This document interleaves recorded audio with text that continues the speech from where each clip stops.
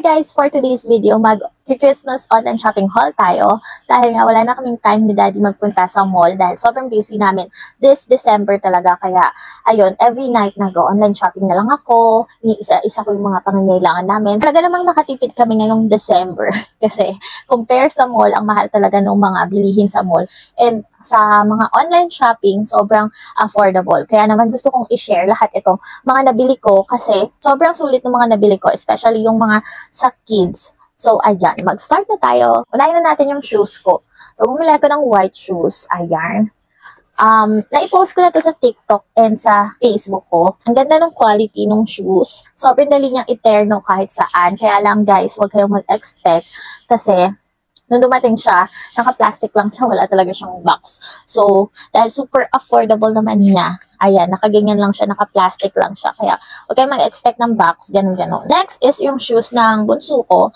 Ayan, white din. Kasi, for the white talaga kami, ang linis tignan ng white shoes, dali niyang iterno kahit saan. Ang pinili ko is yung hindi na sinisintas-sintas. Kapag bata, ang hirap yung may isisintas-sintas ka pa. Super simple lang. So, ayun yung shoes ng bunso ko. Ito naman yung shoes ng aking panganay. So, pinag-iba ko sila pero parehas white.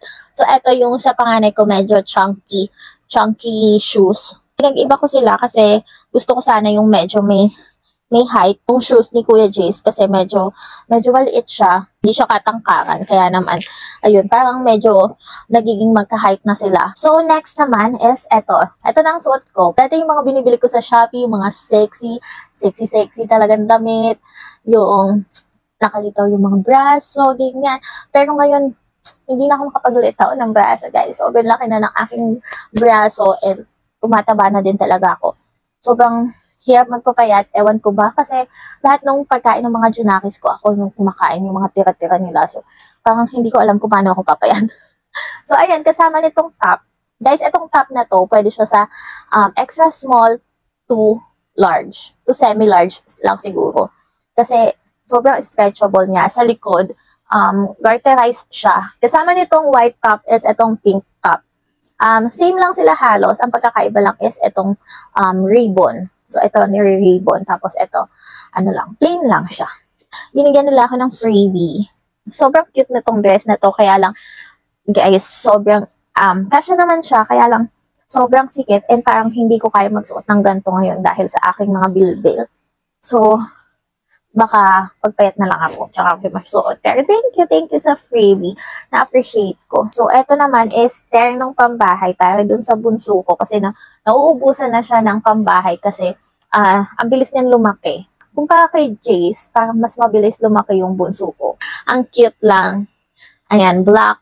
Tapos yung terno na short niya is, ayan. Next naman, binilan ko sila ng long sleeves. Wait lang, babalik na rin ko lang kasi sinukat nila to. Pinasukat ko kasi kung kasha. So, dalawa sila. Binilan ko sila ng long sleeves. Plain lang na long sleeves. Ayan. So, teternahan ko ng brown na bottom. Dalawa yun. Hindi ko alam kung saan napunta isa. And then, bumili ako ng throw pillow na cases. Ayan. May, anong color to? Beige ba to? And gray. So, para yun sa sala namin. Kaya bumili ako. Wala lang.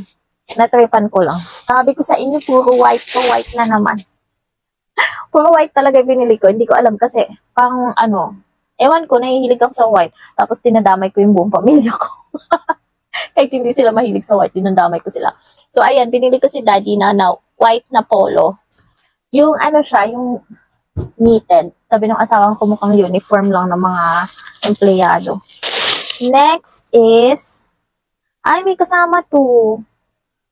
Ayun. So, binilan ko yung aking mga junakis ng t-shirt na black naman. Sabi ko sa inyo, white and black. Ayan sa likod, tapos ayan sa harap. So, terno sila, dalawa. Medyo malaki yung nabili ko sa bunso ko. Pero okay lang. At least matagal niya masusuot. Tapos, binilan ko sila ng cap. Cap, dalawa din, syempre.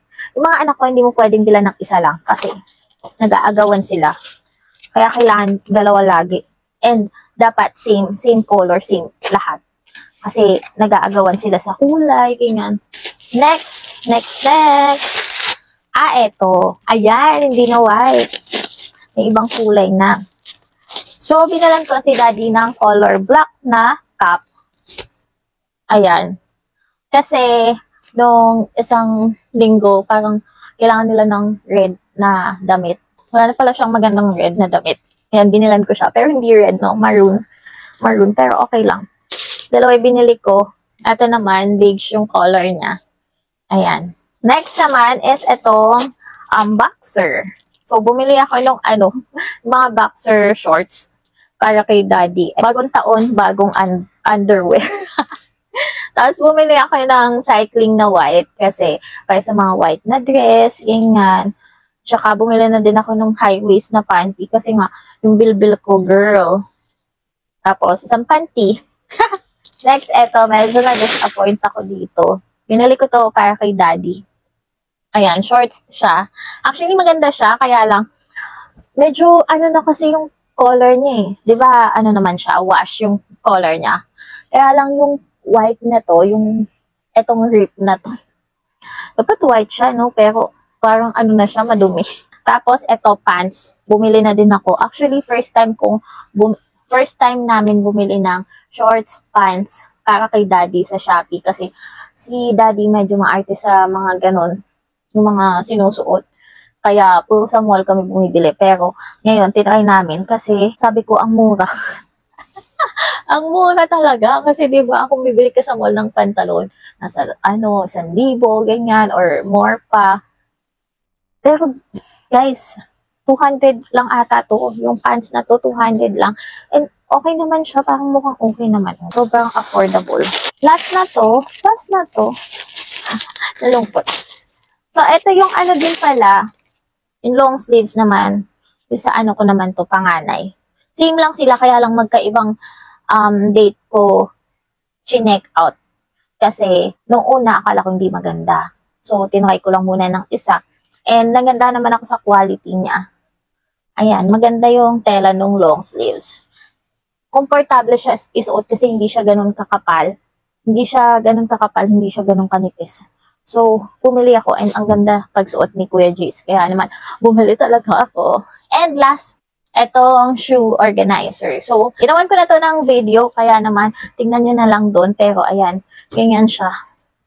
May saraduhan siya. So, ayun lang lahat ng aking napamili. And, yung mga dadating pa actually, pero hindi ko na isasama kasi may mga na lang ng mga pambahay, ganyan. So, ayun lang guys, dito ko natatapusin ang aking vlog. Salamat sa panonood. And ilalagay ko lahat ng link ng mga binili ko kung gusto nyong itry. Kaya naman, check out nyo na yan. Bye!